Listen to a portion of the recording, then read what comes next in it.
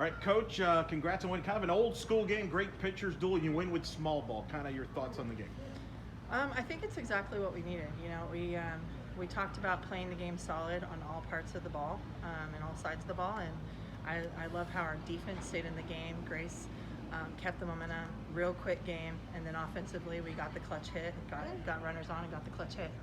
Grace obviously had a great performance against UCLA, maybe her best performance. Do you sense that being a defining moment there, changing her confidence? She was in command today. Yeah, I think she learned a lot over in California, and she's learned a lot throughout each of her starts this year. So just continuing to get strong. And we had the other two ready to roll if we need it, because they're very dynamic. They work well together, and they know that it's going to take all four of them to get this thing done.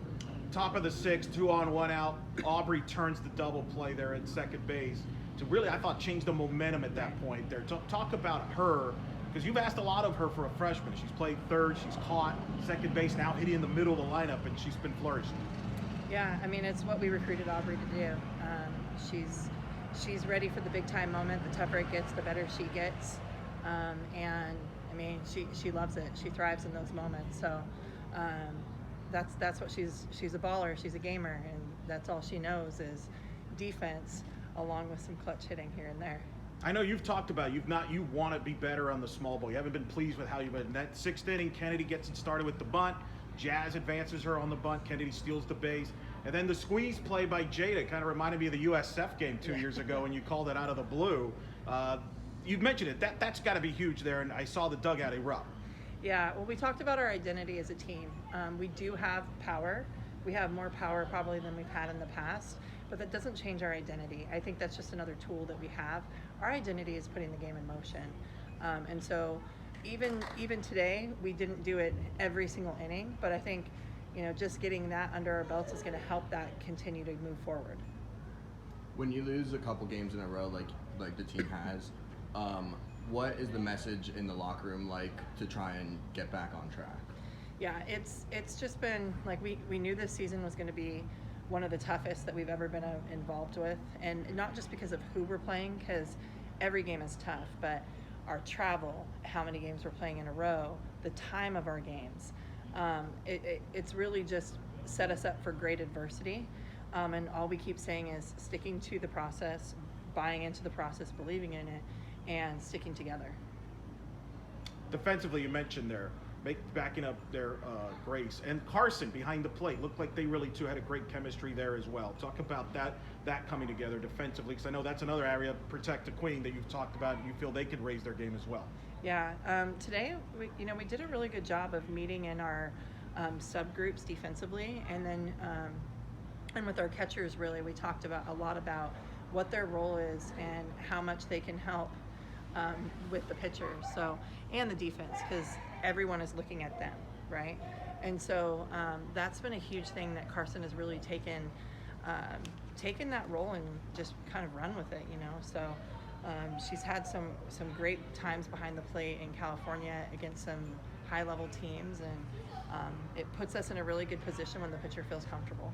You were not at third base. I was not. That was first time, Wednesday, Florida. I believe it's the first time, at least since you've been here, that you were not at third base. Just talk about that, and how strange is that for you, if it is? It is very strange. I said at one point, I was like, I have too much time. I have too much time over here. But I feel that our staff as a whole has great personalities, and I didn't know if we were using our personalities and our strengths to the advantage of our team, and so really focused on what our team needs and moving forward what that looks like. And so I felt like we were pressing a lot, and I kind of was mama bearing them in the dugout a little bit of like, hey, let's calm down, talking them through things.